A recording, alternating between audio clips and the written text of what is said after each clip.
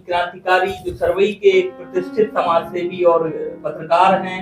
वहीं हमारे साथ दूसरे हमारे अतिथि हैं नरेंद्र सिंह, साधना न्यूज के रिपोर्टर हैं और लंबे समय से पत्रकारिता कर रहे हैं। तो आज कुछ विशेष मुद्दों पर आज हम चर्चा करेंगे। तो स्वागत है आपका बागी खबर स्टूडियो में दोनों हमारे अतिथियों का। और सबसे पहले तो बागी खबर की पूरी टीम की ओर से और संपादक विनय निगम बागी की ओर से आप लोगों को होली की बहुत बहुत शुभकामनाएं, बधाइयां आपको भी। और वहीं आज अंतर्राष्ट्रीय महिला दिवस है, तो इसके लिए हमारी क्षेत्र की, देश की, प्रदेश की सभी महिलाओं को, सभी बहनों को बागी खबर न्यूज चैनल की ओर से बहुत बहुत शुभकामनाएं। तो आज एक मुद्दे पर हम चर्चा करने के लिए बैठे हुए हैं। लगातार देखा जा रहा है कि समाज जो है किसी और दिशा में जा रहा है, तो हम अपनी चर्चाओं को बाद में शुरू करेंगे। सबसे पहले हम परिचय जान लेते हैं।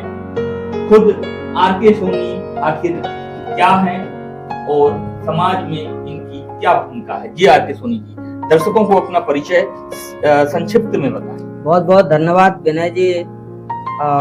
व्यक्तिगत परिचय, क्रांतिकारी आर.के. सोनी, सामाजिक कार्यकर्ता, पत्रकार और विभिन्न संगठनों में भी सहभागिता समाज हित में करते रहे।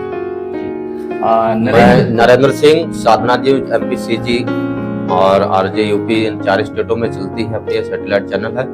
और अपना एक मानव कल्याण आश्रम है बंजारी रोड पर, सुखराम धाम हनुमान पहाड़ी, जहाँ पर श्री कृष्णा गौशाला हम लोग 13 वर्ष हो गए, 14 वर्ष चल रहा है, तो वहाँ पर सेवाएं दे रहे हैं। मैं आप सभी को और दर्शकों को, जो बागी खबर के दर्शक हैं हमारे, सभी को होली की हार्दिक शुभकामनाएं देते हुए, साथ में हमारे संपादक जी को ढेर सारी हार्दिक शुभकामनाएं।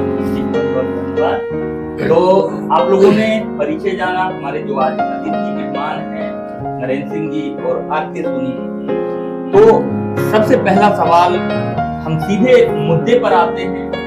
तो सबसे पहला सवाल हमारा आर.के. सोनी जी से है कि सोनी जी, जो छतरपुर में इस समय एक जुबानी जंग चल रही है, लगातार देखा जा रहा है सोशल मीडिया में अनर्गल टिप्पणियां की जा रही हैं, सनातन धर्म को जो है बुरा भला कहा जा रहा है, हमारे जो हिंदू त्योहार हैं उनके लिए भी अनर्गल टिप्पणियां की जा रही। कितना सहमत हैं आप सोशल मीडिया में जो चर्चाएं कर रहे हैं?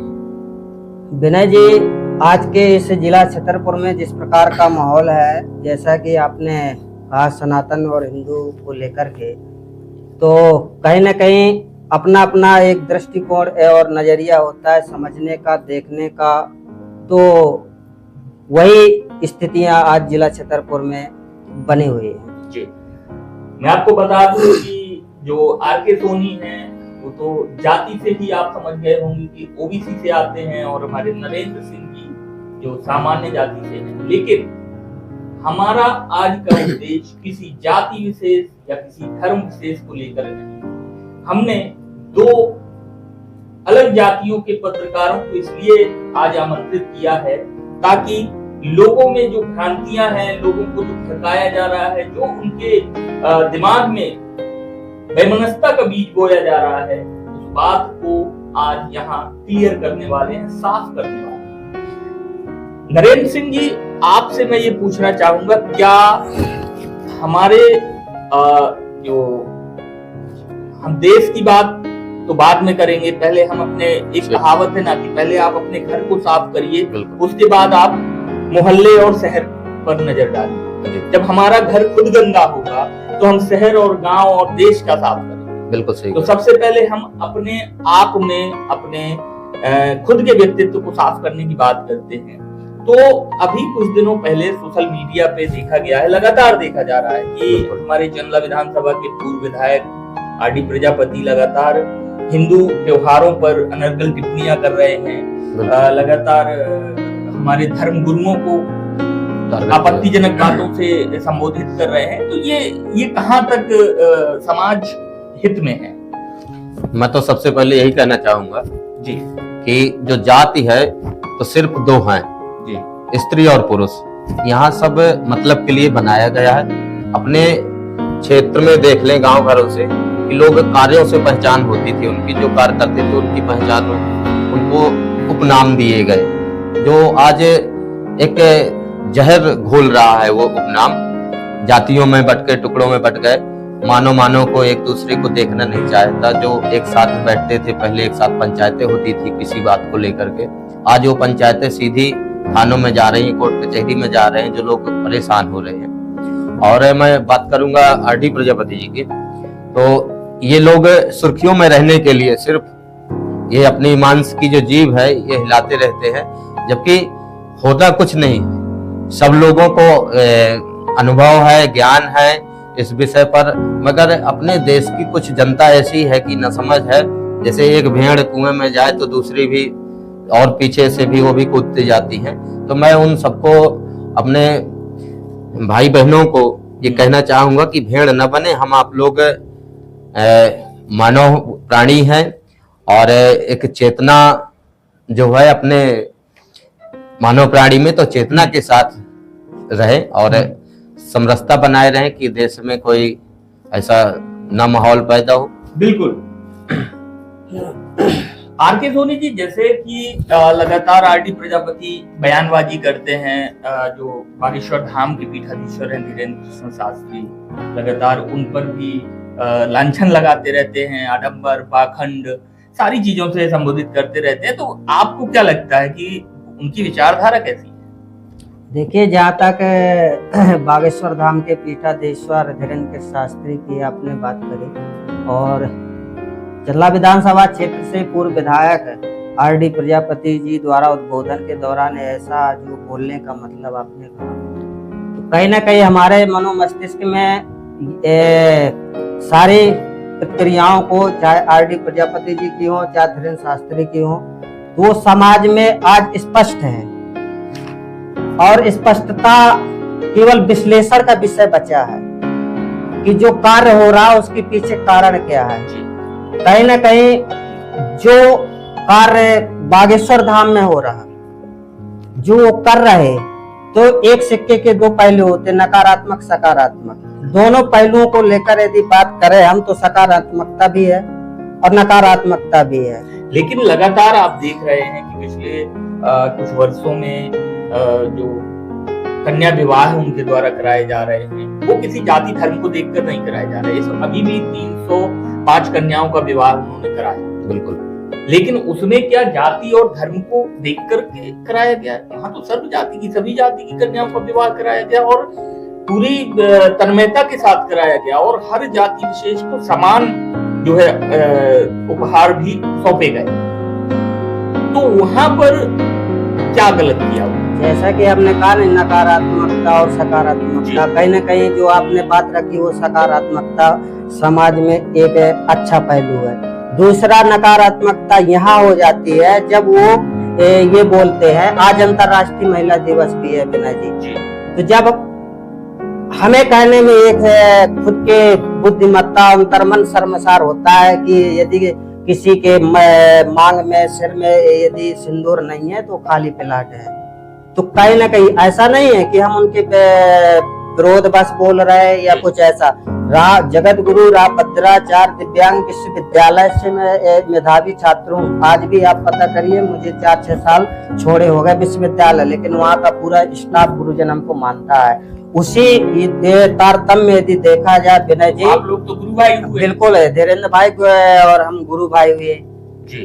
तो उनके ये जो समाज में ऐसी कुछ अपवाद स्वरूप कहे या कोई ऐसी वाणी कहे, शब्द कहे, यदि निकल जाती है तो समीक्षा होनी चाहिए, चाहे इस पद पर भी। लेकिन आप कितना सहमत हैं? अगर उनने कोई ऐसा वक्तव्य भरी सभा में, समाज में, मंच से दिया हुआ है, तो क्या उनकी मनसा और लोगों जो विरोधी, या अपन ये कह सकते हैं जो इसका अर्थ का अनर्थ निकाला जा रहा है, ये अपनी जो हिंदी शब्दावली है जी, ये व्याकरणी है और इसमें इतना समागम है शब्दों का कि कोई भी शब्द अगर निकालते हैं तो उसका कहीं ना कहीं अर्थ निकलता है जी। तो उनका कहने का अर्थ ये मतलब नहीं खाली प्लाट का मतलब कि खाली प्लाट है, और यही पहचान है अपने संस्कृति की कि अगर सिंदूर मांग में नहीं है तो मान लो कुंवारी है, वो बिना अविवाहित शादीशुदा है, अविवाहित विवाह हो। किया जा सकता है। नहीं, और तो नरेंद्र जी थोड़ा सा हम निवेदन करना चाहेंगे कि वो, ऐसा नहीं कहा जा सकता कि मतलब प्लाट शब्द अलग है, प्लाट का उसमें मतलब तो- एक शेर और शेर में भी अंतर होता है, आप समझिए। प्लाट का मतलब तो हाँ, मान लो सीधा सीधा एग्जाम्पल अपन भी- अधिकतर लोग जानते हैं तो जमीन और उसको लेकर के प्लाट बोलते हैं। लेकिन उसको मगर- बेचा थोड़ी जाता है कभी लड़की को। कभी शब्द जो होते हैं एक सांकेतिक भी कहे जा सकते हैं। हाँ हाँ, भाई सांकेतिक शब्द है, उन्होंने खाली प्लाट के कहने का ना मतलब ना ये नहीं, है कि संकेत नहीं। अविवाहित है, उसका विवाह किया जा सकता है, इस तरीके से उनका जो कुंवारी शब्द दिया गया उसमें बिल्कुल विनय जी, खाली प्लाट कहीं भारतीय संस्कृति के परंपराओं मनीषियों ने नहीं दिया। नहीं नहीं हाँ, चलिए आपकी बात जो है आपके हिसाब से ऐसी सही है। नहीं, और, भारतीय संस्कृति के लेकिन अनुरूप है। लेकिन लेकिन लेकिन एक और बात बताएंगे कि धर्मगुरु अगर 10 कार्य अच्छे करते हैं, अगर कभी जो मनुष्य की जिह्वा है, जीभ है, फिसल जाती है या नहीं फिसल जाती है, हो सकता है उनका अर्थ कुछ अलग हो, लेकिन ये कहाँ तक सही है कि आप डायरेक्टली धर्मगुरुओं को पाखंडवाद कहें, धर्मगुरुओं को जो है अत्याचारी अनाचारी कहें, लोगों को बरगलाने वाला कहें। तो आप देखते हैं कि बागेश्वर धाम में लाखों की संख्या में, बल्कि कहा जाए तो करोड़ों की संख्या में लोग पहुंचते हैं। बहुत से लोग वहां पर अपना जो कई प्रकार की बीमारियां हैं वो भी सही हुई हैं, कैंसर हॉस्पिटल भी उनके द्वारा अभी खोला जा रहा है। तो ये कहीं ना कहीं समाज हित में किया जा रहा है। फिर यहाँ पाखंडवाद की देखिए, पाखंडवाद का मतलब ये है कि आडंबर से है जी और संवैधानिक दायरे से भी की मतलब है। आप देखिए, यदि हम आध्यात्मिक दृष्टि से भी देखें तो काल नेम में आपने सुना होगा नाम, तो उसने काल नेम में साधु का भेष रखा था, तो वही पाखंडवाद है, वही आडंबर फैलाने का काम किया था। तो ऐसा नहीं कि आज यदि हम कह रहे हैं उनके व्यक्तिगत नहीं कह रहे, किसी महापुरुष को या किसी मतलब अपने धर्माचार्यों को, उनके कार्यों को लेकर कहा जा रहा है कि जो आप ये कार्य कर रहे हैं ये पाखंडवाद के अंतर्गत आता है, आडंबर के अंतर्गत आता है। आपने आध्यात्म की बात कही, तो चलिए मैं आध्यात्म की ओर भी आपको ले चलता हूँ। अभी रिसेंटली आरडी प्रजापति जो पूर्व विधायक है, उनका बयान आया है कि जो हिरण्याक्ष थे वो इनके भाई थे, उनकी बहन होलिका इनकी बहन थी, बहन को जलाया जा रहा है। नारद जो हमारे सनातन धर्म के पूज्य गुरु हैं, पूज्य देवी देवता है, नारद जी को भक्त प्रहलाद को दारूखोर कहा है। तो ये बयानबाजी क्या आपसी मतभेद और एक जातियों को बांटने का काम नहीं किया जा रहा है? नहीं, इसमें इस दृष्टि से देखा जा सकता है, समाज को भी समझना चाहिए कि हम उस कथानक को लेकर के एक बात करें विनय जी कि यदि होलिका को जो है जलने का जो एक दृष्टांत आया कि प्रहलाद को जो है वो भक्त था वो, अब भक्त को था और हिरण्याकश्यप को बताया गया कि वो क्रूर था जी। तो अब उसको ये पसंद नहीं था, ऐसा ही है ना कथा ना, उसने ऐसा दृष्टांत में सुना जो है कि फिर उन्होंने अपनी बहन को बोला कि बोले आप इनको जो है पूर्व में पहाड़ से गिराया गया, खम में ये सारे चलता रहा कथा, उसी दिन उसी पे हम आ रहे हैं विनय जी।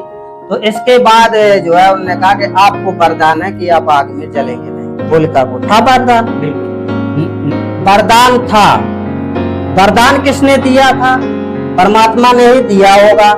तो क्या भक्त और भगवान के बीच इतनी बड़ी विडंबना कहाँ से आ गई कि वो भी प्रहलाद भी भक्त, होलिका भी भक्त, इसके बावजूद भी होलिका जली क्यों? इसका जवाब यदि जली, इसका जवाब पहले मैं नरेंद्र सिंह थोड़ा सा निवेदन है, जली तो इसके बावजूद भी समाज आज भी हमारा ये कहता है होली एक सौहार्द का, प्रेम भाईचारे का त्योहार है। क्यों कहता है कि इसमें बुराई से अच्छाई की ओर, है कि नहीं? है नहीं ऐसे? तो वही दृष्टांत तो उनने इस हिसाब से दिया कि बोले होलिका का दृष्टांत उन्होंने बताया, बोले घिनौना त्योहार बताया उनने।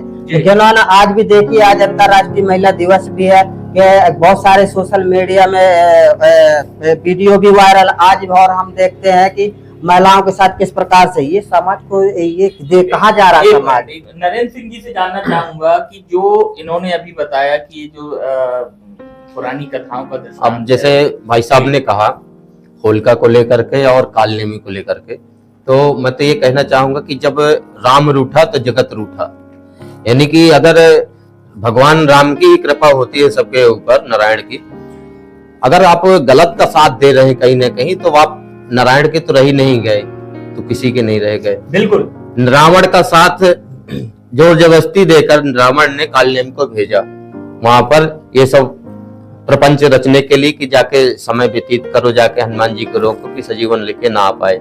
वो जा रहे थे अच्छे कार्य में, किसी वीर को, योद्धा को बचाने के लिए। बीच में कालनेमी समझा कि अगर मैं नहीं जा रहा तो रावण मेरा वध कर देगा, इसलिए परमात्मा के हाथ से ही वध होना अच्छा है। इसी तरह होलिका जो बहन थी हिरण्यकश्यप की, वो अपने स्वयं को भगवान मानता था, बोले मेरा भजन करो, मेरा जाप करो, मेरा नाम लो। उसी घर में प्रहलाद ने जन्म ले लिया, तो प्रहलाद को जलाने के लिए, मारने के लिए कई प्रयत्न किए गए। बाद में होलिका को वरदान था कि अग्नि में न जलेगी, किसी को भी जला देती थी, किसी गोद में ले लो जल जाता था। उसके दिमाग में था कि अब तो ये जल ही जाएगा, मगर जैसे भक्त और उनके आशीर्वाद का बीच में भाई साहब का आया, तो वो गलत कार्य के लिए गई, इसलिए स्वयं भस्म हो गई। बिल्कुल, मैं यही कहना चाह रहा था कि आप वेद, पुराण, धर्म, सनातन इनको मानते हैं? तो मैं मानते, आपको लग ही रहा होगा। बिल्कुल, तो मैं आपसे ये कहना चाह रहा हूँ कि जैसे होलिका ने ईश्वर की उपासना की, तो होलिका को वरदान मिला कि आप जलोगी नहीं, किसी को भी जला सकती हो। लेकिन कब? जब आप सच पे रहेंगे, जब आप धर्म पे रहेंगे। लेकिन आपने अपने भतीजे को जलाने का प्रयास किया भाई के कहने पर, तो ये आपका अधर्म हो गया, और अधर्म पर ईश्वर की जो है आपका वरदान काम नहीं किया। इसीलिए कहा गया है कि धर्म पर, धर्म की अधर्म पर जीत। होली का जो स्लोगन दिया गया है, धर्म की अधर्म पर जीत, इसीलिए कहा गया है कि उस समय अधर्म किया। अगर धर्म करती, अपने भतीजे को नहीं जलाती, तो शायद आज होलिका हर साल नहीं जलाई जाती। वैसे भी अपने सनातन धर्म में सबसे अगर प्रिय बच्चा होता है तो बुआ के लिए होता है भतीजा। विनय जी, आप सही जो व्यू रख रहे हैं ना, आपकी वो गलत के लिए गए थे नहीं, जो उसमें एक चौपाई आती है, एक चौपाई के माध्यम से मैं आपको के समझ रखना चाहूंगा कि जो अपराध भक्त का करई, राम रोष पावक सोई जरई। बिल्कुल, तो भक्त होलिका भी थी, बिल्कुल, भक्त प्रहलाद भी था, बिल्कुल। तो उसमें ये जलने का कोई जलने का इसलिए क्योंकि भक्त है। अगर एक बात बताइए कि अगर आपका बेटा या आपकी बेटी, आपका बच्चा अगर कोई गलत कार्य करेगा तो आप डांट सकते हैं, नहीं डांट सकते हैं? आप बताइए। तो अगर उन्होंने गलत कार्य किया है, ईश्वर हमारे पिता है, हम मानते हैं सनातन धर्म में, अगर ईश्वर के सामने आपने गलत कार्य किया है तो आपको उसका दंड तो भोगना पड़ेगा। अब आप कुछ समय बाद अभी बयान आएगा कि रावण हमारा भाई था, रावण को हर साल क्यों जलाया जाता है? बिल्कुल। तो देखिए, आरडी प्रजापति जो बयानबाजियां कर रहे हैं, वो आपस में लोगों को तोड़ने का काम कर रहे हैं, ना कि जोड़ने का। वो समझने का तरीका है विनय जी, आप समझिए ना, वो तोड़ने का और जाति संघर्ष का की बात नहीं है, आप उसको विश्लेषण स्वरूप देखिए। ये जाकी रही भावना तैसी, प्रभु मूरत देखी तिन तैसी। आप समझिए ना, यदि हम कोई बात रखते हैं उसके पीछे कारण होता है, कार के पीछे कारण है। भावना की बात करते हैं तो जैसे कि आरडी प्रजापति विधायक रहे, उन्होंने कहा है होली एक घिनौना त्योहार है। तो क्या आरडी प्रजापति जब 10 वर्षों तक चंदला विधानसभा में विधायक रहे, 5 साल खुद रहे, 5 साल उनका सुपुत्र राजेश प्रजापति विधायक रहे, तो क्या उस समय होलिका नहीं थी? बहुत अच्छा। उस समय उन्होंने होली नहीं मनाई, या उस समय उन्होंने मंदिर, उस समय उन्होंने जो है धर्म कार्य नहीं किए?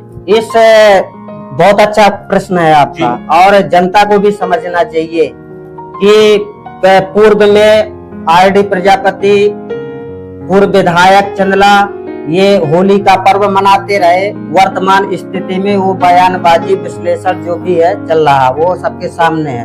हम आपको छोटे से उसमें एग्जाम्पल स्वरूप विनय जी कह रहा हूँ कि समाज का जो सौहार्द, समाज का जो भाईचारा पूर्वकालीन था। हम लोग छोटे छोटे थे तो गांव में ही पंचायतें हो जाया करती थी और समाज में वो थाना तहसील तक नहीं जाता था मैटर। आज आप देखिए इतनी विसंगतियां हो गई कि वो मतलब घर में भी एक सामंजस्य नहीं बैठा पा रहा। तो कहीं ना कहीं आरडी प्रजापति जी जो अभी बयान दे रहा है, पूर्व में ऐसा माहौल नहीं था और ना ही ऐसे वीडियो वायरल होते थे, ना ही एक दूसरे बच्चियों के साथ, महिलाओं के साथ अभद्रता की जाती थी। त्योहार है जो है हर्षपूर्ण सौहार्दपूर्ण मनाया जाता था। आज वर्तमान में देखिए कि इतने सारे विसंगतियां, इतने सारे अभद्रता हो रहा है समाज में महिलाओं के प्रति, और यहाँ तक कि होली के पर्व में बहुत सारी घटनाक्रम भी होते हैं। हम और आप खबर भी करते हैं कि वो पुरानी दुश्मनी थी, होली के पर्व के को मद्देनजर रखते हुए उसने अवसर में जो है एक तलाश लिया। लेकिन आपने बात जैसी परिस्थिति अनुकूल अभी दामोदर यादव जी की सभा हुई छतरपुर में और भरे मंच से पत्रकारों के सामने जूता दिखाना, क्या ये समाज हित में है? ये आपका चरित्र अच्छा है? ये इस तरीके की जो गतिविधियां किए जाना, अपने आप को ओबीसी और SC ST का मसीहा बनाना, ये कहीं ना कहीं मुझे तो लगता है कि कोई राजनीतिक राजनीति चमकाने का प्रयास किया जा रहा है। नरेंद्र जी, आपको क्या लगता है? बिल्कुल राजनीति चमकाने के लिए कार्य किए जा रहे हैं। धीरे धीरे जो अपना संस्कार है, ये पीढ़ी दर पीढ़ी है जो संस्कार बने हुए थे पूर्वजों के द्वारा, बिल्कुल एकदम धोया जा रहा है उनको सर्फ एक्सल लगा कर। मैं नरेंद्र जी का समर्थन भी करता हूँ, उनके व्यू का जो रखा। लेकिन एक बात जरूर मैं कहना चाहूंगा कि छतरपुर में जब वो कार्यक्रम हुआ और माननीय दामोदर यादव जी वहाँ मौजूद हुए, उस मौजूदगी होने के पूर्व उनको उनके खिलाफ इतने अनर्गल बातें और यहाँ तक कि जूतों की मालाएं लेकर के ये अनाप शनाप वहाँ जो है वातावरण किए जा रहे थे कि हम पहनाएंगे, कह देना यानी कर देना। जब ये बातें संगठन में आई तो संगठन, विनय जी, संगठन में आई कि भैया उन लोगों ने हमको जूते की माला पहना दी है, तो हाँ वो कहीं ना कहीं एक व्यक्ति ऐसा तो पुलिस के द्वारा हिरासत में लिया गया। लेकिन तो मेरी बात तो सुन लो आप। उसने विनय जी जब ये संगठन में आई, समाज के सामने आए कि भैया उनने कह दिया तो कर दिया, हमारे भैया जूतों की माला पहना दी, तो उसी जूते की माला में से एक जूता उन्होंने निकाल कर बताया कि ये इस तरीके से कृत्य कर रहे हैं। उन्होंने ऐसा नहीं कहा। मतलब आप ये बताइए कि अगर आप समाज के ठेकेदार हैं, समाज को लेके चलने वाली बात करते हैं, तो अगर कोई व्यक्ति गलत करता है तो उसके लिए कानून व्यवस्था है। क्या आप खुद गलत करेंगे? ये कहाँ की व्यवस्था है? क्या जंगल राज चल रहा है? नहीं, देखो ऐसा होता है विनय जी कि जैसे कोई ऐसी आवेश बस व्यक्ति होता है या सामने वाला व्यक्ति जो ऐसी लचर व्यवस्थाएं होती हैं कि आप देखिए कि सरेआम जो है मध्य प्रदेश में सड़कों पर महिलाओं के साथ जो है अत्याचार हुआ। वो धाकड़ नाम का व्यक्ति जो है करता रहा, इसके बावजूद भी आज तक उस पर बुलडोजर नहीं चला। यहाँ तक कि छतरपुर जिले में बहुत सारी ऐसी घटनाक्रम हुई, बलात्कार हुए, घटनाएं हुई, मर्डर हुई, सब कुछ हुई, इसके बावजूद भी प्रशासन उस पर ध्यान नहीं दिया। आप न्यायपालिका हैं? नहीं, आप न्यायपालिका हैं? न्यायपालिका की बात नहीं है, उसके लिए तो न्यायपालिका है। आप आवेदन करिए, रिपोर्ट करिए, और लोग कर भी रहे हैं। न्यायपालिका ये बात से देश चल रहा है। वहाँ पर जजमेंट देने का काम नहीं हुआ विनय जी। वहाँ सिर्फ पता है कि हमारे साथ इस प्रकार का कृत्य किया जाता रहा है। एक माला हमको कह दिया कर रहे थे तो बोले डाल दिया, बोले उसी माले में से बोले इस प्रकार का ये कर रहे थे, एक जूता उन्होंने निकाल के समाज के लिए जो आरडी प्रजापति और दामोदर यादव द्वारा लगातार टिप्पणियां की जा रही हैं, उस पर क्या कहेंगे आप? मैं तो यही कहूंगा कि सवर्ण समाज जो है अपनी ऐसी पीढ़ियां खोई हैं इस समाज को चलाने के लिए, मानव समाज को चलाने के लिए। जब कोई ऐसी ना तो जातियों में वो था, सब लोग एक दूसरे का विश्वास करते थे, एक दूसरे के उसमें सुख दुख में खड़े होते थे। तो मैं तो उनसे यही कहूंगा कि ज्यादा उचके नहीं। आपको क्या लगता है कि जैसे आरडी प्रजापति SC से आते हैं, ठीक है, ओबीसी महासभा के वो संरक्षक बने, आप भी ओबीसी महासभा के विधानसभा प्रभारी? बिल्कुल है भाई साहब। आप ये बताएं कि अभी 2027 28 लगभग शुरुआत और 29 में चुनाव भी है, बिल्कुल विधानसभा के भी है, लोकसभा के भी। भाजपा ने तो इनको बाहर कर दिया, समाजवादी से भी ये चुनाव लड़े, समाजवादी ने भी इनको ठेंगा दिखा दिया, समाजवादी से भी अभी भी शायद समाजवादी पार्टी में है, तो समाजवादी भी इनको अवसर नहीं दे रही, अवसर के साथ जनता इनको आशीर्वाद नहीं दे रही। तो क्या ये किसी एक समुदाय, एक जाति वर्ग विशेष, SC ST OBC के को बहकाकर अपनी राजनीति चमकाने का कार्य कर रहे हैं? 27 और 29 चुनाव में जो विधानसभा और लोकसभा के चुनाव के लिए तैयारी कर रहे हैं। जो जनता है इनको सब जान चुकी है, अवसरवादी है कुल मिला के, जहाँ अवसर दिखा वहीं ये बजाने का काम करते हैं। तो समाज जो है, सवर्ण समाज पहले से हर प्रकार से सक्षम है, तो सवर्ण समाज जो है उनको दबाने का जो काम ये अपनी राजनीति चमकाने का काम कर रहे हैं। तो मैं तो यही चाहूंगा कि सबको ये सक्षम है और जान चुका है इनके बारे में कि आपसे मैं अवसरवादी। एक बात पूछना चाहूंगा कि RD प्रजापति के बयान के बाद छतरपुर की पत्रकार और समाज सेवी नेहा सिंह ने उन पर FIR करने के लिए ज्ञापन ओछारोड थाने में दिया, FIR करने की मांग की। तो इस पर दामोदर यादव का बयान आता है और दामोदर यादव कहते हैं कि प्रशासन को चेतावनी देते हैं कि अगर हमारे किसी भी कार्यकर्ता पर FIR दर्ज होती है तो प्रशासन को सचेत रहना होगा। तो क्या प्रशासन को चेतावनी देने का अधिकार कहाँ से आ गया? नहीं, प्रशासन को चेतावनी नहीं है बिना जी। क्या है कि यदि कोई अपने व्यक्ति किसी कार्रवाई को लीड करता है और यदि उस पर कोई ऐसा आक्षेप पर आरोप प्रत्यारोप लगता है तो ये आरोप है सामने आप हिंदू धर्म के त्योहार नहीं वो समझने का तरीका आप घिनौना, यही तो भाई जब उन्होंने वीडियो समाज में जो चल रहा हुआ है ये घिनौना मीन्स होता है अशोभनीय। विनय जी जो महिलाओं साथ और ये बुराई बस लोगों की हत्या कर देते हैं उस पर विषय बात तो अब मैं बात बता दे विनय भाई और नरेंद्र भाई की बात SC ST OBC सवर्ण वर्ग की नहीं है। आप समझो थे इनको। मैं उस संगठन से भी जिला विधानसभा क्षेत्र प्रभारी OBC महासभा को भी लीड करता हूँ, तो हम उस चीज पे समीक्षा भी करते हैं कि भाई ये समाज में माहौल फैला जैसे RD प्रजापति जी का और कार्यक्रम को लेकर के, तो हम लोग समीक्षा भी करते हैं, उसमें सुधारात्मक रवैया अपनाने का भी काम करते हैं। ऐसा नहीं है केवल संघर्ष इस बात का चल रहा है कि हमारा सामान्य वर्ग भारत की राजनीति में, भारत के जो है सामाजिक पटल पर और 90% 10% आज भी अछूता है आर्थिक रूप से, सामाजिक रूप से, सांस्कृतिक रूप से और उसमें। लेकिन आप देखिए कि SC ST OBC को लेकर के जो है आज भी कहीं ना कहीं जो है वो इन धड़ों से पीछे है। तो हर समाज के संगठन क्या आपने OBC पीछे है, आपको क्या लगता है कि जितना भी सवर्ण समाज का लोग व्यक्ति है क्या वो सारे लोग सक्षम है? वही तो मैं कह रहा हूँ 90% सक्षम है, भारत के उसमें योगदान रहा, 10% आज भी अछूते है। हमने कहा नहीं है अभी आपकी समझ से।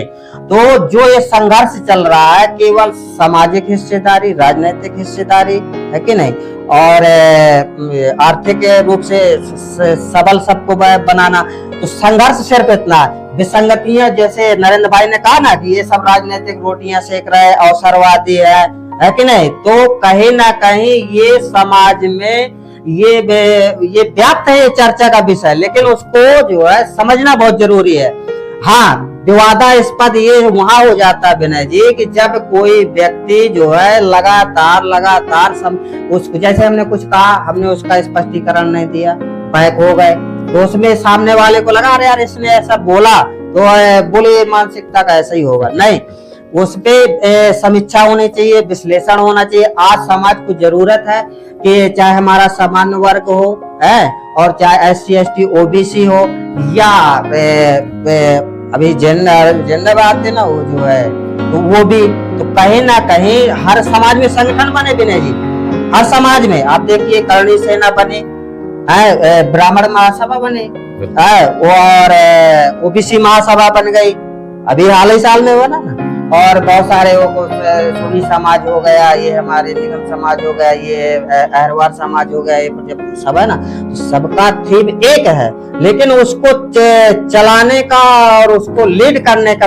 तरीका थोड़ा सा स्पष्ट होना चाहिए। क्या तरीका ऐसा होना चाहिए कि समाज में जहर घोलने का काम किया जाए, आपस में भेदभाव? वही तो मैं कह रहा हूँ कि जाति विशेष को अलग और एक जाति विशेष को अलग किया जाए। वही तो मैं कह रहा हूँ कि कुछ ऐसे राजनीतिक जैसे है ना, हम मानते हैं नरेंद्र भाई का समर्थन करते हैं, इसके बावजूद भी जैसे राजनीतिक लोग अन्य लोग भी हैं उसमें, तो वो लोग ये चाहते, बोले यार ये इस तरह की बात करे, आज हम 3 लोग बैठे, बोले यार इनमें बीच में मुठभेड़ कैसे डाला जाए है, तो उसमें बोले यार फला व्यक्ति से ऐसा बुलवाओ, तो बोले ऐसा इनकी मतभेद होगा। आप समर्थन करते हैं इस बात का कि आरडी प्रजापति और दामोदर यादव समाज में जहर घोलने का काम करते हैं? समाज में जहर घोलने का काम नहीं विनय जी, उसको समीक्षा उपरांत विश्लेषण अनुरूप वो समझना होगा। यदि कहीं न कहीं यदि कोई खामियां है तो ये संगठन के व्यक्ति को भी समझना होगा। प्रजापति के बयानों में हमेशा ये देखा गया, उन्होंने कहा है कि जितना भी सवर्ण समाज का है या जो भी जाति विशेष उन्होंने किसी सीधी एक जाति पर आरोप लगाए हैं, पाखंडवाद, पोंगा पंडित, इस तरीके की, उन्होंने तो यहाँ तक कि हिंदू ग्रंथों को जलाने तक की बात की है। देखिए बिना जी, जो आप 3-4 पॉइंटों पे बात करें ना, हम एक एक को लेकर के रखेंगे और समाज भी इस चीज को देखेगा, समझेगा। कि आपने कहा पखंडवाद की परिभाषा हमने पूर्व में बता दी कि जो काल नेम का एग्जाम्पल दिया, जो ना होते हुए भी अपने आप को प्रारूप करना हम ये हैं और उस पर आडम्बर करना ये। और जैसे पोंगा पंडित की बात कही ना, पंडित शब्द होता है एक PhD का। आप देखिए कि एक विश्वविद्यालय है, अभी हिंदुस्तान में ही भी है, हमें अभी फिलहाल संज्ञान में है, वहाँ आप देखिए कि बिस्मिल्ला जो है कि शास्त्री बिस्मिल्ला का नाम करके ऐसा कुछ आता, उन्होंने वहां से PhD के थे। जो व्यक्ति उस चीज सब्जेक्ट में परिपक्व होता है उसको ही पंडित बोलते हैं। उपाधि है, पंडित उपाधि है। हाँ। लेकिन जो इनके बयानों में लगातार देखा जाता है कि पोंगा पंडितों ने जो ये ग्रंथ लिख दिए, जो ये ग्रंथों का नहीं, तो क्या अगर आप ये बताइए कि आज हम कलयुग में जी रहे हैं, ठीक है, और जो ये घटनाएं हो रही हैं, चाहे वो होलिका दहन की हो, चाहे रावण दहन की हो, चाहे वो कंस की हत्या की हो, या जो भी है, ये सारी किसी अन्य युग की थी। उस युग में ना आप थे, ना हम थे, ना आरडी प्रजापति थे, ना दामोदर यादव थे, बात बराबर, ठीक है। तो आज आप 60 साल की उम्र में, अभी 60 साल तक ना आपको होलिका की याद आई, ना आपको हिरण्याक्ष की या हिरण्यकश्यप की याद आई। आज जब चुनाव सिर पर आ गया है, तब आपको ओबीसी महासभा, ओबीसी के लोग, आपको SC ST के लोग आपको भाई लगने लगे। आपने कितने लोगों की हेल्प की है, कितने बच्चियों की शादियां कराई हैं, कितने लोगों को नौकरी दी है, आपने अपनी विधानसभा के कार्यकाल में कितने विकास कार्य किए। देखिए, आपका जो प्रश्न है बहुत अच्छा है।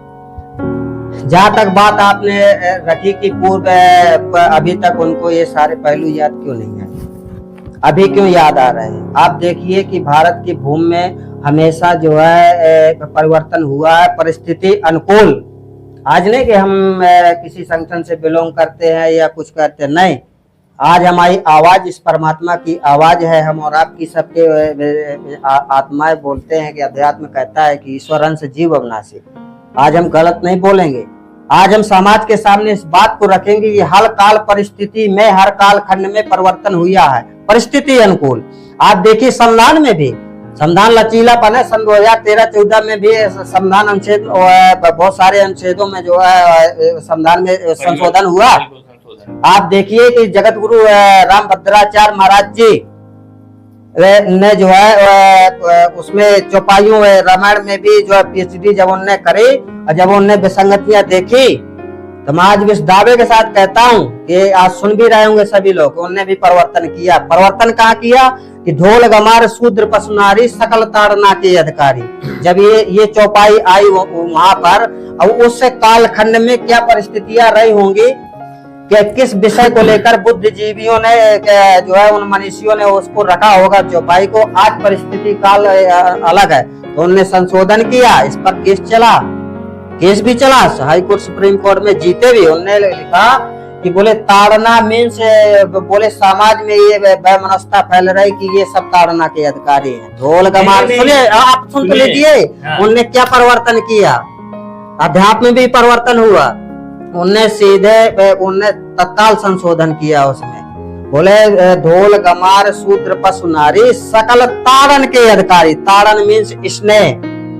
नहीं, आप अभी बुंदेलखंड के रहने वाले हैं, हमारे साथ वरिष्ठ पत्रकार हमारे बहन जी हैं।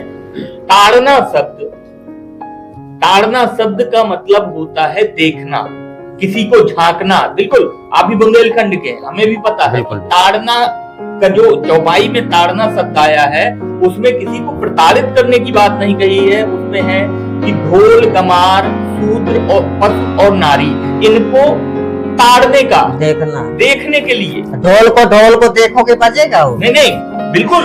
सुनिए, ढोल को बजेगा नहीं, ढोल को इसलिए ताड़ना है कि जब तक उस, आपने देखा होगा कि जब नगरिया बजाई जाती है या ढोल में जब थाल, आज सुनिए, आज आधुनिक युग है, तो आज जो ढोल में खाल लगती है वो प्लास्टिक की लगती है, लेकिन जो पूर्व काल में लगती थी वो चमड़े की लगती थी। और चमड़े को जब तक गर्म नहीं किया जाएगा तो उसको ताड़ना इसलिए पड़ेगा कि क्या उसकी थाप देने से उसमें आवाज आ रही है या उसे गर्म करना पड़ेगा। तो जब आप देखिए कि उस समय आग में सिकाई, बिल्कुल सिकाई करना पड़ती थी, इसलिए उसे चौपाई। अब अर्थ का अनर्थ निकालना जो समाज को दूसरी दिशा में ले ना, ये देखिए, वो रामभद्राचार्य महाराज जी साधारण व्यक्ति नहीं है, महाप्रभु जगत गुरु है। यदि उनने मैं अपनी बात नहीं कह रहा बिना जी, उनने खुद कहा कि ताड़ना, अब जैसे आपने कहा ना हमारे बुंदेलखंड में ताड़ना को देखना बोलते हैं, लेकिन जो है बुंदेलखंड में नहीं, समूचे लेकिन उनने जब भाई इस चीज को लेकर रखा नरेंद्र जी, तो उनने कहा कि जब ये रामायण लिखी गई तो अवधि के शब्द थे बहुत सारे, उनने बताया था। आज भी देखते हैं अपन 10 किलोमीटर बाद जाओ तो वहाँ की आवाज भाषा, जैसे हमारे बुंदेलखंड से लिखी गई होती। नहीं, मैंने क्या बताया कि ये उसमें हम लोग कहते हैं वो शब्दावली है।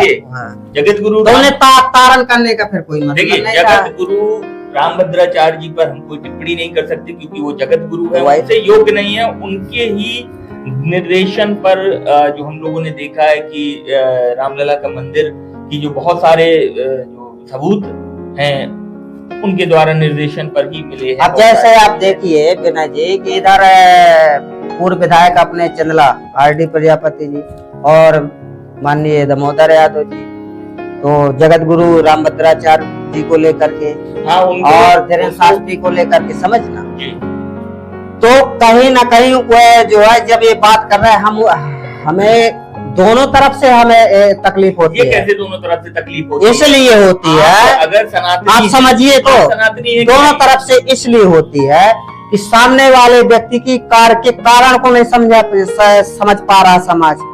सामने वाले व्यक्ति यदि निंदक नीरे राखिए आंगन कुटी छपाए। आप ये दृष्टांत देखिए कि हमारे मध्य प्रदेश से ही थे ना अटल बिहारी वाजपेयी जी।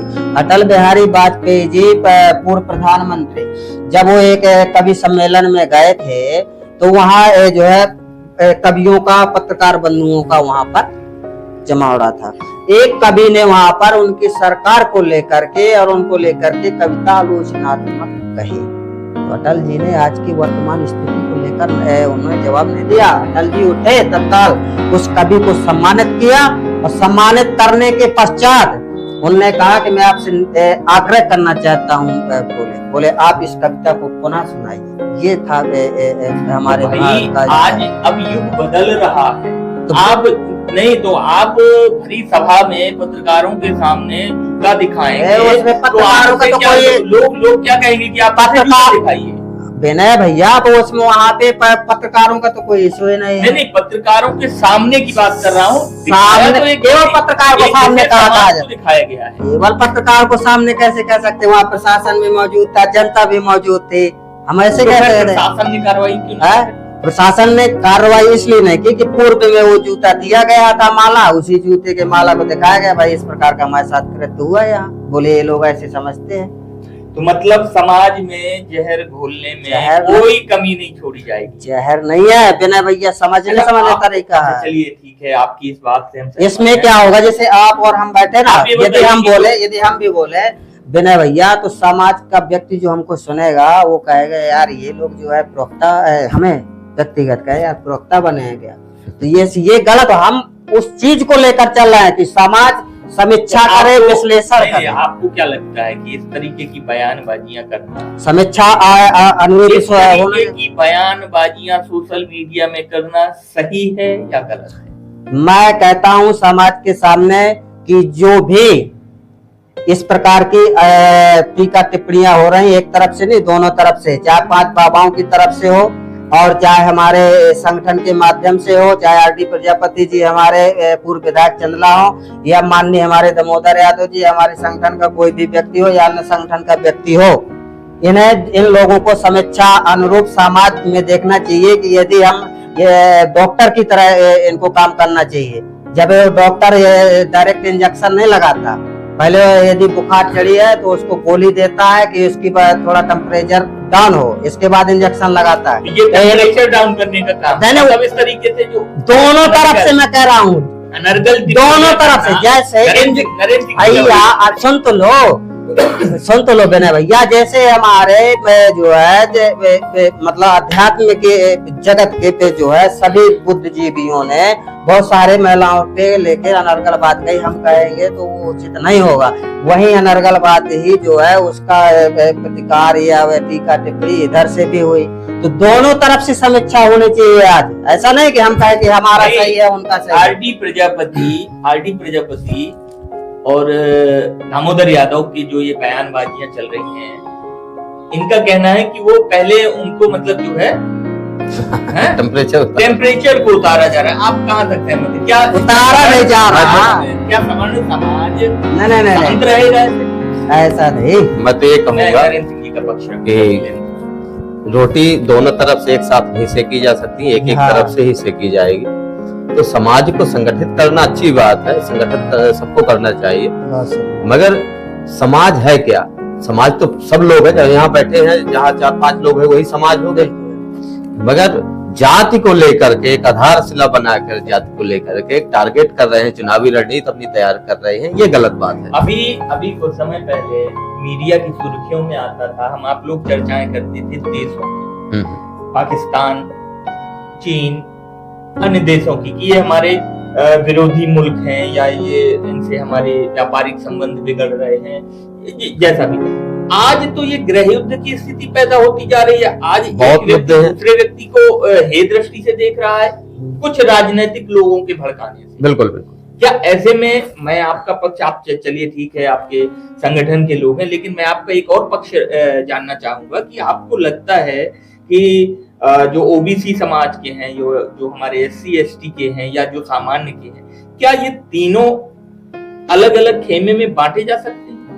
नहीं, इस पे अलग अलग खेमे की बात नहीं है, और सभी जैसे भारत की भूमि में हम लोग आपस में बैठे, सभी कभी ऐसा इशू नहीं रहा। और लेकिन आज नहीं, जो आप कह रहे हैं कि समाज में जो ये फैल रहा कि भाई ऐसा हो रहा वैसा, उसको फैलाने का तरीका अलग अलग जो है किया जा रहा है, अलग अलग प्रकार से। तो वही कहानी, कोई अब वो सोच रहा है कि भाई यदि ऐसा कर रहा है तो इनको ना उठने दो, उनके ना उठने दो। भाई एक दूसरे का खींचातानी, जो आपने कहा ना कि आज हे दृष्टि से देख रहे हैं, आज भी विनय जी कहीं ना कहीं मनोमस्तिष्क में व्यक्तिगत मैंने उस चीज को फेस किया चंदला विधानसभा में, कि जिस दिन से हम का काम किया या पूर्व में हमने काम किया, केवल मैं एक संगठन से बिलोंग नहीं करता कि ओबीसी महासभा का मैं विधानसभा प्रवक्ता, नमो शक्ति मोर्चा का जिलाध्यक्ष भी हूँ मैं, गांधीवादी संगम का जिलाध्यक्ष भी हूँ मैं, और बहुत सारे संगठनों से हमने काम किया। अन्ना समर्थक गांधीवादी संघ का जो है जिला प्रवक्ता भी रहा मैं। तो ऐसा नहीं है, किसी कार्य के पीछे कारण को समझना समाज को जरूरी है। आपने बताया कितने संगठनों में जिलाध्यक्ष रहे, आज भी ओबीसी महासभा की मैं बात मान सकता हूँ कि आपकी ओबीसी महासभा में केवल ओबीसी के लोग नहीं, SC ST ओबीसी चलिए बात है। तो क्या जो आपने अभी गांधी संगठन बताया, नमो संगठन बताया, तो क्या इनमें सवर्ण जाति के कोई नहीं थे? गांधीवादी संगम के हमारे ग्वालियर के अब आप समझिएगा यहाँ से, बहुत बड़ी बात कह रहा हूँ मैं आज समाज के सामने, और हमारे संगठन के वो पदाधिकारी भी सुन रहे होंगे। गांधीवादी संगम के मैं जिलाध्यक्ष हूँ, और गांधीवादी संगम के जो है हमारे नायक पंडित विष्णुकांत शर्मा जी हैं ग्वालियर के। आज उनकी आईडी आप चेक करके देखिए विनय जी। अब मैं समाज को, संपूर्ण जिला छतरपुर के एक एक व्यक्ति को कहना चाहता हूँ कि आप देखिए कि यदि मैं उस संगठन से भी बिलोंग करता हूँ, मैं समाज के सामने बैठता हूँ और आज भी बैठा हूँ, तो वो हर प्रतिदिन उन्होंने बाबा साहब भीमराव अम्बेडकर की कथा को लेकर के उन्हें एक योजना बनाई, और आज भी वो कहते हैं।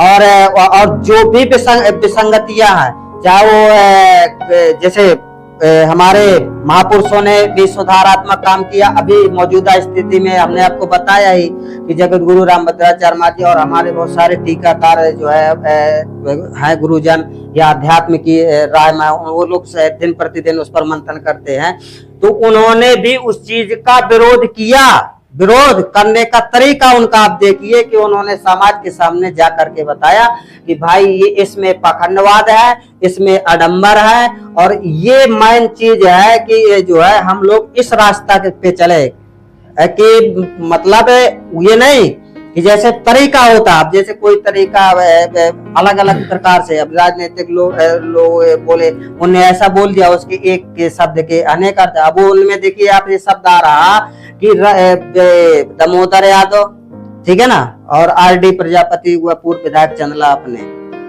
ये इन लोगों को आक्षेप लगा राजनीतिक रूप से रोटियां सेक रहे हैं, लग रहा ना अभी। लेकिन पूर्व विधायक चंदला हमें गर्व है इस चीज का कि हमारे वो विचारधारा क्या है उनकी, हमारी विचार 5 उंगलियां बराबर नहीं होती। आज हम बचे, हम कोई प्रवक्ता नहीं है, हम संगठन से बिलोंग करते हो, हमारे संरक्षक, हम उनका सम्मान करते हैं, और जहां भी ऐसा इशू आता है उस पर समीक्षा भी हमारी होती है, हम इस बात को रखते भी है। तो लेकिन आप देखिए उन्होंने बयानबाजियां की, ये हमारी समीक्षा निरंतर अभी चल रही है, अभी बैठक भी होनी है विनय जी। लेकिन कहने का मतलब है कि हमें और आपको गर्व होना चाहिए कि हमारे चंदला विधानसभा क्षेत्र से पूर्व विधायक चंदला आरडी प्रजापति जी ने जिला अध्यक्ष, जिला पंचायत अध्यक्ष के लिए अच्छों की जो है राजनीतियां जो है एड़ी से चोटी तक लगा देते हैं, लेकिन वो जिला पंचायत अध्यक्ष तक नहीं पहुंच पाते। लेकिन हमारे चंदला का गौरव उन्हें बढ़ाने का काम किया था कि जिला पंचायत अध्यक्ष की भी कुर्सी उन्हें अपने चंदला विधानसभा का नाम रोशन किया। नहीं तो क्या विधायक रहे, लड़के को भी विधायक बनाया। चाहे जिला पंचायत अध्यक्ष की कुर्सी हो, चाहे वो विधायक की कुर्सी हो, चाहे अपने पुत्र के विधायकी की कुर्सी हो, मैं इनका पक्ष जानना चाहूँ तो क्या इनको SC ST और OBC ने ही बैठाया था? ये तो भाई साहब ही बता सकते हैं। जी, बहुत भैया ने सही कहा। आरडी प्रजापति जी ने, आप जैसा कहा ना कि केवल उन्हीं लोगों ने बैठाया था, क्या एक भी बंदा चंदला विधानसभा क्षेत्र में उनके कार्यकाल का पता दीजिए कि सवर्ण समाज से को ही उन्हें प्राथमिकता दी थी, उनके लड़के ने दी, हमारे बड़े भाई राजेश प्रजापति ने, और उनके कार्यकाल में देखिए दोनों के विधायक प्रतिनिधि बनाने का काम सवर्ण समाज से किया था, SC ST OBC का नहीं किया था। क्यों? क्योंकि उन्होंने वो जानते थे कि यदि हम ऐसा नहीं करते हैं तो कल के लिए भी आक्षेप लगेगा कि क्या भैया हम लोगों ने नहीं बनाया क्या। लेकिन आज भी उस समय भी राजनीति ही खेली गई। नहीं, आक्षेप न लगे इसलिए सवर्ण समाज का आक्षेप नहीं, सम्मान दिया, आक्षेप नहीं। आज जो आक्षेप लग रहा ना वो मैं पूर्व काल के बता रहा हूँ, आक्षेप नहीं, सम्मान दिया। दूसरी बात नरेंद्र भैया, चंदला विधानसभा क्षेत्र में सवर्ण समाज को लेकर के ब्राह्मण लोगों का सम्मान किया था और फरसा दिया था सम्मानित करने का। अब कई जगह खुद उनके लड़के ने भी कई जगह नतमस्तक हुई है, और इस चीज का वो है। यदि आज हम कहते समाज के सामने कि वो आलम देवी में रोकर गए थे, तो आज यदि हम आक्षेप लगा दें कि यार भैया वो कहना उचित नहीं होगा विनय भैया। ये जो है ये सब जो नहीं, आपने तो कह दिया कि आक्षेप ना लगे इसलिए ऐसा कर दिया। चलिए हम आपकी बात मान लेते हैं, लेकिन यहाँ की विधानसभा की जनता ने 3 बार इनको आशीर्वाद दिया, चाहे वो जिला पंचायत अध्यक्ष के लिए हो, चाहे वो विधायकी के लिए हो, चाहे उनके पुत्र की विधायकी के लिए हो, अपने लड़के का राजनीतिक जीवन भी बर्बाद किसने किया? जब वो अपने पुत्र के नहीं हो सके, ना। अपने घर परिवार के नहीं हो सके, यही ऐसा नर्गल टिप्पणियों की वजह से असली हिरण्यकश्यप तो वही आरडी प्रजापति असली हिरण्यकश्यप है।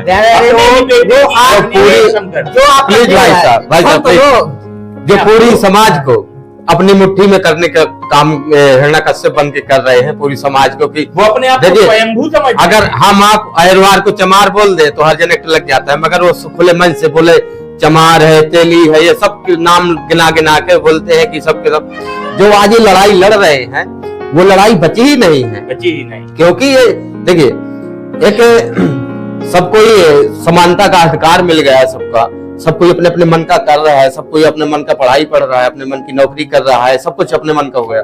जो लड़ाई लड़ना चाहिए विकास के लिए उस पर कोई ध्यान नहीं आकर्षित कर रहा, न कोई विकास कार्यों के लिए लड़ रहा, सिर्फ राजनीति की रोटी सेकने के लिए लड़ रहा है कि हमारे पक्ष में आ जाए, हम ये बोल दें तो हमें टीआरपी मिल जाए, हमको ये मिल जाए, ये कार्य कर रहे हैं। राजेश प्रजापति जैसे विधायक चंदला में जो थे बहुत शांत सरल स्वभाव के थे, बहुत बढ़िया रहे, लेकिन उनकी राजनीति कौन खा गया? इनके पिताश्री खा गए। अगर बयानबाजियां भाजपा सरकार मानना पड़ेगा, इनको टिकट दी, भाजपा सरकार ने इनके बेटे को टिकट दी, तीसरी बार भी टिकट इनको मिल सकती थी अगर इनके पिताजी की बयानबाजी उल्टी। नहीं, जनता का कहना है। बिल्कुल पूरी क्षेत्र की जनता में जो ये अफवाहें फैलाई गई, आज मैं जो है बहुत महत्वपूर्ण बात कर रहा हूँ विनय जी और नरेंद्र भैया कि आप देखिए, मैं आज खुल करके बोल रहा हूँ। बिल्कुल बोल कि माननीय आरडी प्रजापति हमारे पूर्व विधायक चंदला, उनके लड़के हमारे बड़े भाई राजेश नामारासी जी, उन्होंने उनके पूरे कार्यकाल को देख लीजिए, इर्द गिर्द घूमने वाले लोग, मैं किसी जाति का, मैं किसी विशेष की बात नहीं कर रहा, लेकिन जो हमें एक संगठन आप एक तरफ रख दीजिए, अब हम उस रोल में आते हैं पत्रकारिता जगत में जी। जो हमने कवरेज किया, जो हमने देखा, अवलोकन उपरांत विनय जी, वो झुटलाया भी नहीं जा सकता, आप भी नहीं झुटला सकते। आप भी इर्द गिर्द घूमने वाले अवसरवादी गिरोह ने जब तक अवसर उनका बना तब तक उनने राजेश प्रजापति का, मैं सामने भी कह सकता हूँ इस बात को, प्रमाणित कह सकता हूँ विनय भैया, सुन तो लो, मैं वही तो कह रहा हूँ, मैं प्रमाणित कर सकता हूँ अब कि राजेश प्रजापति भी हमारे पूर्व विधायक चंदला, यदि ये बात को समाज यदि कबूल लिया, उन लोगों के अवसरवादी गिरोह के द्वारा कहे जाने पर कबूल लिया, और वही हम पत्रकारों में भी चर्चा आज हो रही है कि इसी प्रकार का जो हम बोलते हैं, आप बोलते हैं, तो सुनिए, पक्ष ले रहे हैं राजेश प्रजापति, पक्ष नहीं हैं कि मेरे पिता वो, वही तो मैं गलत बोलते हैं तो उन पर FIR हो, मेरा कोई संबंध नहीं। आप ये सोचिए कि एक पुत्र अपने पिता से रिश्ता तोड़ रहा है, जब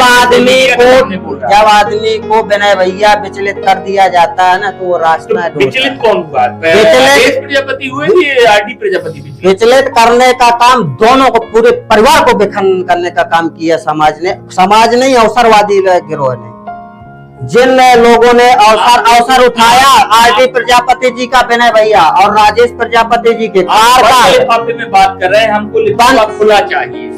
मैं कह तो रहा हूँ कि इर्द गिर्द कौन, भैया विनय भैया आप जानते, नंद भैया आप भी जानते, समाज जानता, सुन रहा, वो भी समझ, जो इर्द गिर्द, आप मेरी बात पूरी हो जान दीजिए विनय भैया, जो व्यक्ति जो है, आप ये समझिए कि इर्द गिर्द घूमने वाले अवसरवादी गिरोह चंदला विधानसभा क्षेत्र में आरडी प्रजापति जी के अवसर पर उन्होंने बढ़िया माल खाया है। और दूसरी बात जो है,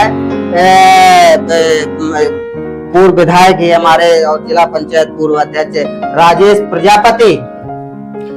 प्रजापति जी का भी आप ये समझिए कि उनका भी उन्होंने जो है अवसरवादी गिरोह ने जो है फायदा उठाया। जब उनका फायदा निकल गया तो आप देखिए, वही आज चलना विधानसभा क्षेत्र में, उस कालखंड को याद दिलाना चाहता हूं समाज को कि इसी परिवार के ऊपर इतना जो है कठोराघात करने का काम किया था कि पूर्व विधायक हमारे राजेश भाई ने आलम देवी में जाकर के इमोशनल हुए थे कि नहीं हुए थे। अब उसको इमोशनल होने तक वहां कगार तक ले जाने का काम किसने किया था? चंबा विधानसभा क्षेत्र के अवसरवादी गिरोह ने।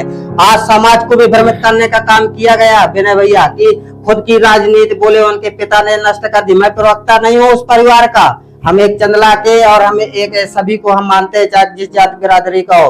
आज हमारे चंदला विधानसभा क्षेत्र से ताल्लुक है उनका, उनकी जन्मभूमि है दोनों की। आज हम इस चीज को रख रहे हैं समाज के सामने कि आरडी प्रजापति जी ने अपने परिवार के जो है लड़के का राजनीतिक भविष्य खराब नहीं किया। राजनीतिक भविष्य खराब करने का काम प्रमाणित स्वरूप कह रहा हूँ विनय भैया कि अवसरवादी गिरोह ने किया, आज भी अफवाह फैला के कर रहा है। उसी अफवाह को दूर करने के लिए काम वह जो है माननीय हमारे पूर्व उनके पिता जो है आरडी प्रजापति जी ये सारे चीजों पे चर्चा कर रहे हैं। इसके बावजूद उनको भी ये समाज में जहर घोलकर जो है आपसी मतभेद कराने की अपनी राजनीति चमकाने का भैया जो है आप देखिए कब से चल रहा है। आप चलिए भैया थोड़ा सा कब से चल रहा है जो है ये जो अफवाहें चल रही ना, हमारा आपस में भी वही चर्चा कर रहे हैं। समाज में अफवाह चल रहा है कि बोले राजनीतिक भविष्य खराब कर दिया। हमने उसका भी बताया समाज को कि अवसरवादी गिरोह ने किया। आज भी वही अवसरवादी गिरोह परिवार को जो है तितर बितर करने का काम कर रहा है। वो ऐसे व्यक्ति ने आप समाज को समझना चाहिए, ऐसे अवसरवादियों से उनको सतर्क रहना चाहिए। हाँ ये सतर्क रहना चाहिए। और अवसरवादी होते कौन है? जिनकी जरूरतें पूरी करने के लिए अपने अवसर देखते हैं। आप वर्तमान में भी देख लो वही लोग लगे। अवसरवादी की बात अगर करते हैं तो मैं एक 30 सेकंड में अपनी बात खत्म करके और जी अब सभा का भी अपनी समापन करेंगे। बिल्कुल कि अवसरवादी लोग पैदा किसने किए?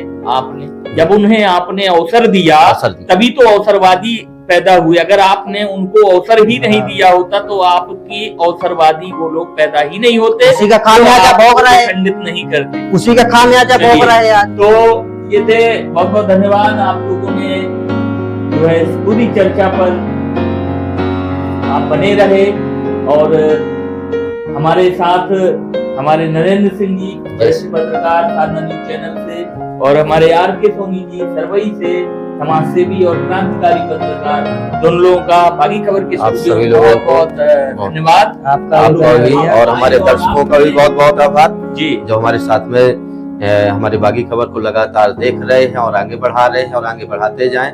और हमारे बागी खबर चैनल को सब्सक्राइब जरूर करें। और मैं सभी दोनों वरिष्ठ जनों का अपने हाथ जोड़कर जय जय श्री राम बोलता हूँ। बहुत बहुत स्वागत है आपका। और आप लोग देख रहे थे बागी खबर और आगे भी चर्चाएं होती रहेंगी इन मुद्दों पर, लगातार हमारी नजर रहेगी और लगातार इन चर्चाओं को आगे भी कंटिन्यू करेंगे। तो चैनल पर जो लोग नए हों तो कृपया करके सब्सक्राइब कर लें और फेसबुक पर देख रहे हैं तो उसे फॉलो भी कर लें।